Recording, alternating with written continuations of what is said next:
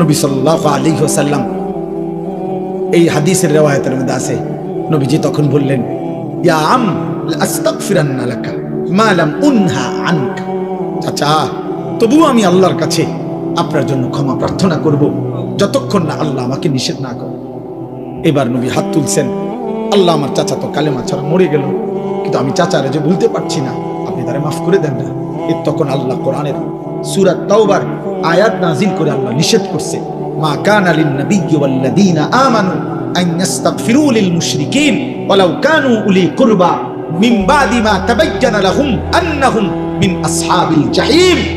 কোন নবী এবং ঈমানদারের জন্য আমি আল্লাহর পক্ষ থেকে অনুমতি নাই কোন মুশরিক বেঈমান, চাই সর্বোচ্চ নিকটতম আত্মীয় হোক, তার জন্য আমার কাছে ক্ষমা প্রার্থনা করার অনুমতি নাই। আপনি নামান হাত। আর আপনি বুঝছেন না, কথা এটা বুঝছেন না, উনি কার হাত নামাইতে কইছে আপনি বুঝছেন? উনি কে জানেন? আর উনি আল্লাহর কি জানেন? আপনি উনার চাইতে আল্লাহর কলজার টুকরা আর কেডা? উনারে বলছে হাত নামান। কাকে ফিরাই দিছে আল্লাহ? বন্ধুকে, মাহবুবকে, হাবিব। নামান হাত। এরপরে আর কে? এরপরে কে হইতে পারে? খামখেয়ালি ভাবছেন বিষয়টা?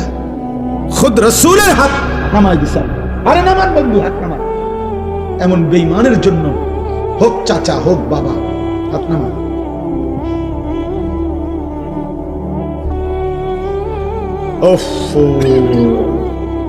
কেমনে বললে বুঝবেন?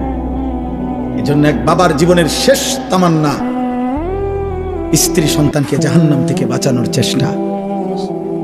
এক সন্তানের শেষ তামান্না, শেষ আকাঙ্ক্ষা বাবা মা তাদেরকে জাহান্নাম থেকে বাঁচানোর চেষ্টা। আমরা দোনো দিকেই আমরা চরম ভাবে অবহেলা। আমাদের বাবা মার ফিকির আমার জীবনের শেষ তামান্না। সন্তান, বিবি, বাচ্চার ছেলে মেয়েগুলোর বিয়ে শাদী, বিল্ডিং এর কাম শেষ করে দাও। সন্তানের শেষ তামান্না আব্বা মারে কুগা যাক তো কইতে পারবো, আমি খাওয়াইয়া দিছি আব্বারে, আমার নিজ হাতে শেষবারের মতো খাওয়াইয়া আব্বারে কবর শেষ। শেষ তামান্না পূরণ হয়েছে, ভাত কতটি খাওয়াই দিছে আব্বারে, ভাতের থালা আফেল।